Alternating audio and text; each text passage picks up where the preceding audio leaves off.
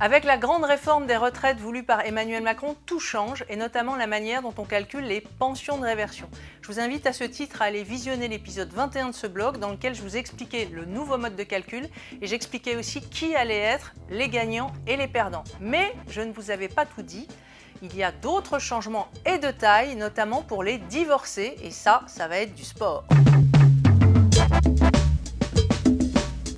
Dans le futur régime universel, la manière dont on calcule la pension de réversion est totalement transformée. Mais il y a une autre transformation dont j'aimerais vous parler, c'est ce qui se passe en cas de divorce. Aujourd'hui, la pension de retraite du défunt, et notamment sa pension de réversion, était partagée entre tous les conjoints avec lesquels il avait été marié au prorata de la durée de mariage de chacun. Donc s'il avait 3 ex-conjoints, eh bien ces 3 personnes avaient droit à une part de sa pension de réversion en cas de décès. Dans le futur régime universel, tout ça c'est fini, le partage entre ex-conjoints. C'est le dernier conjoint en date, celui qui est marié avec le défunt au moment du décès, qui perçoit seul la pension de réversion. Donc, les ex-conjoints n'ont plus le droit au partage de la pension de réversion, mais en échange, ils peuvent demander au moment du divorce au juge des affaires familiales de majorer leurs prestations compensatoires puisqu'ils n'auront plus droit à la pension de réversion. Quand va s'appliquer ce nouveau dispositif? Eh bien, il entrera en vigueur